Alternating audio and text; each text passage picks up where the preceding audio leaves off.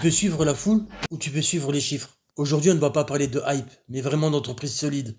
Mais d'entreprises solides et puissantes et sous-cotées au moment où tu regardes la vidéo. 5 actions sélectionnées avec un œil chirurgical, avec un RSI hebdomadaire sous 50 et des fondamentaux au sommet. Et surtout, une croissance régulière. Trop d'investisseurs recherchent la hype. Moi, je recherche les fondations solides. Dans cette vidéo, tu vas découvrir 5 entreprises puissantes et méconnues du grand public, mais dont le potentiel explose en silence, avec une histoire qui colle parfaitement à leur valeur réelle. Prépare-toi bien parce que c'est pas des actions, c'est des machines de guerre. En premier, je vais te présenter le bouclier numérique de Wall Street. En deuxième, tu auras l'élégance à l'italienne, devenue une machine à cash. Ensuite, tu auras le dieu invisible des semi-conducteurs. En quatrième, l'empire français du désir et du luxe. Et en cinquième, le cerveau silencieux des grandes entreprises. Donc pour commencer, on a le soldat numérique du 21e siècle. Imagine une guerre silencieuse, une guerre dont les armes sont des lignes de code, et où chaque clic peut détruire une entreprise. Dans ce monde, CrowdStrike est le bouclier ultime. Sa plateforme, Falcon, surveille, anticipe et neutralise des millions d'attaques chaque jour, avant même qu'elles n'apparaissent. Et c'est là qu'intervient CrowdStrike, invisible mais vital. Comme un antivirus surpuissant, branché au cœur même de la tech américaine. Fondé après des cyberattaques majeures, CrowdStrike est devenu la référence mondiale. La Maison Blanche, Goldman Sachs ou Amazon, tous ont signé avec eux. Et pourtant l'action se replie. Pourquoi ? Parce que les marchés prennent une pause. Et toi, tu prends une position. Parce que dans un monde où chaque seconde de vulnérabilité peut coûter des millions, CrowdStrike est devenu le Robin des Bois des données numériques. Et les chiffres, eux, ne mentent pas. La croissance annuelle du chiffre d'affaires est plus de 40%. Un free cash flow explosif à plus de 800 millions de dollars. Son ROE, retour sur capitaux propres, est à plus de 25%. Et selon Guru Focus, son DCF est nettement surévalué. Noté 2 étoiles par Morningstar, avec un mot narrow, ce qui veut dire faible au vu de la concurrence qu'il a à côté de lui, basé sur son effet de réseau et son expertise sur les logiciels. CrowdStrike, c'est plus qu'un titre tech. C'est la prochaine forteresse de la cybersécurité mondiale. Maintenant, au vu de la hauteur de son RSI qui dépasse légèrement les 50, j'attendrai légèrement un point d'entrée inférieur. Et au niveau de son graphique, j'attendrai au moins qu'on atteigne le milieu de la droite de régression, c'est-à-dire un RSI en dessous des 50, avec au minimum un premier point d'entrée à 450. Ou alors, si vous avez le temps, attendez un repli sur le bas de la droite de régression. Maintenant, on va passer à l'élégance italienne, devenue une machine à cash. Il y a quelque chose de presque mystique avec Ferrari. C'est plutôt une marque gravée dans l'imaginaire collectif. Mais ce que les gens oublient, c'est que Ferrari, c'est plutôt une machine ultra rentable. Avec des marges de luxe et une clientèle qui ne regarde jamais les prix. Et même en période de crise, les commandes explosent. Ferrari vend l'identité, la marque, et pas des véhicules de transport. Une Ferrari ne se négocie pas, elle se mérite. Et sur les marchés, c'est pareil. Peu de gens le savent. Mais à savoir que Ferrari est plus rentable qu'Apple sur ses marges, et elle vend moins de 15 000 véhicules par an. Avec une croissance stable de plus de 15% par an, ce n'est pas une simple action automobile. C'est le LVMH de la vitesse, une rareté dans un monde de masse. Ses bénéfices en actions sont en forte hausse et son ROE, donc son retour aux capitaux propres, est de plus de 40%. Et elle a un free cash flow qui dépasse 1 milliard de dollars. On peut dire que Ferrari surprend tous les analystes. Son DCF est raisonnable au vu de sa croissance stable, avec une note de 2 étoiles sur Morningstar, avec un mode wide vraiment très haut et très rare dans l'automobile. On peut dire qu'investir dans Ferrari, c'est parier sur l'exclusivité, sur l'émotion pure, et bien sûr sur une rentabilité d'élite.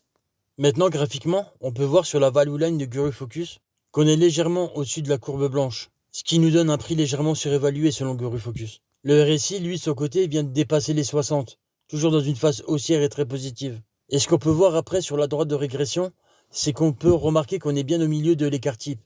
Donc vis-à-vis du prix, on est presque à son prix juste. Donc je pense sincèrement qu'on est sur un premier bon point d'entrée. On pourrait peut-être attendre un petit retracement afin de rentrer moins cher. Mais Ferrari reste une valeur sûre et un bon investissement sur le long terme. Maintenant, en troisième position, je vais te parler du cerveau de la tech mondiale. Sans elle, il n'y aurait pas d'iPhone, pas de puce et pas d'IA. Derrière chaque processeur moderne, il y a une machine d'ASML. Cette entreprise détient le monopole mondial des machines EUV, une position ultra dominante, qui fait d'elle l'entreprise la plus stratégique de la tech mondiale. ASML, c'est plus qu'une action, c'est la colonne vertébrale du futur numérique. ASML, c'est la seule entreprise au monde à produire des machines EUV. Chaque machine coûte environ presque 200 millions de dollars et met 6 mois à être assemblée. ASML a un ROE, donc un retour sur capitaux propres de plus de 65%, avec une croissance des ventes annualisées de plus de 20%, et un free cash flow massif, supérieur lui à 5 milliards de dollars. Son bénéfice par action, donc son EPS, est en constante augmentation. Voici maintenant les avis des analystes, les estimations de TradingView, la note de Morningstar, ainsi que les données des analystes sur Zone Bourse. Sans oublier la value line de Guru Focus et les analyses graphiques. On peut vraiment dire qu'ASML est une pépite tech, sans concurrent et vraiment une entreprise irremplaçable. Le tout en repli technique, c'est peut-être le moment qu'attendent les investisseurs et que les investisseurs patients attendent. Là, sur le RSI, vous voyez qu'on est sur une tendance haussière à 60, qui nous oriente vers un changement de tendance. Après, graphiquement, on voit qu'on vient de rebondir sur la partie basse de la droite de régression. Et là, comme nous montre le RSI, on voit qu'on est en train de repartir sur une tendance haussière à long terme. Donc c'est un premier point d'achat intéressant. Et les chiffres nous poussent à croire qu'elle va atteindre les 1200 dollars. Donc pour moi, c'est un grand oui pour ASML. En quatrième et avant-dernière position, l'Empire du Luxe, LVMH. C'est 75 maisons. C'est Louis Vuitton, Mouette, Dior, Bulgari. Sans oublier Fendi et Sephora. Mais c'est surtout une entreprise qui vend ce que personne ne peut copier. Le pouvoir social. Porter du LVMH, c'est pas s'habiller, c'est se faire distinguer. Derrière chaque flacon de parfum, chaque sac Louis Vuitton, chaque bouteille de champagne Dom Pérignon, il y a LVMH. Un empire fondé par Bernard Arnault, un des hommes les plus riches du monde. C'est l'entreprise européenne la plus prestigieuse, pilier du CAC 40 et machine de guerre financière. Un symbole de stabilité, de croissance et d'un désir. Avec une croissance de 10 à 15% par an depuis 5 ans, des EPS, bénéfices par action, en constante augmentation, avec un free cash flow stable de plus de 10 milliards et des retours sur capitaux propres, donc le ROE de plus de 27%. C'est pour ça que Value Line et Guru Focus saluent sa rentabilité exceptionnelle. Morningstar lui donne une note de 4 à 5 étoiles avec un mot large vu le manque de concurrence. On peut même dire que LVMH, c'est l'élégance financière, la solidité patrimoniale et l'inspiration éternelle. Ouais, c'est parfaitement clair, Miguel, ouais. Excuse-moi une minute, je dois consulter mon collègue.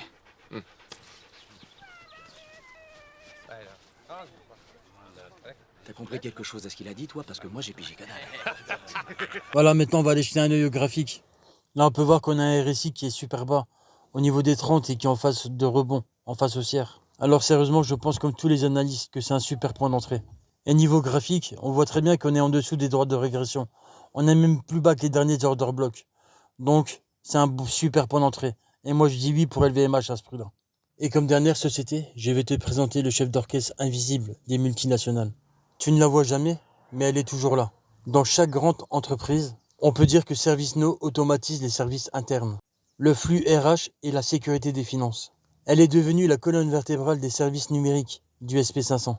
C'est une entreprise discrète mais omniprésente, qui simplifie la complexité numérique des plus grands groupes. Un acteur du cloud B2B en croissance fulgurante. Elle est même souvent surnommée le Salesforce caché, avec une croissance de plus de 20% par an, une rentabilité en nette amélioration et un ROE, un retour sur capitaux propres, supérieur à 25% depuis longtemps. Ses free cash flows sont solides, de plus de 1 milliard de dollars. ServiceNow impressionne tous les analystes et la plupart sont à l'achat sur l'action.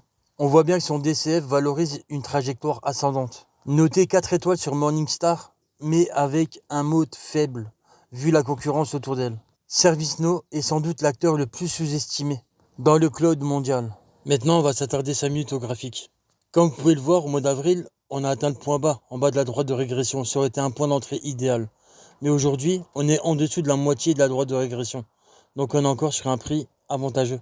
Mais vous pouvez toujours attendre un peu que le RSI redescende et retombe en dessous des 50. Et à ce moment-là, vous aurez un point d'entrée idéal. Mais pour moi, ça sera non.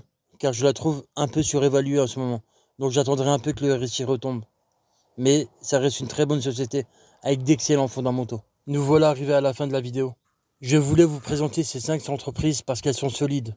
Et pas seulement parce qu'elles font le buzz, mais seulement parce qu'elles construisent des résultats, trimestre après trimestre. Et aujourd'hui, leur RSI signale un moment de calme.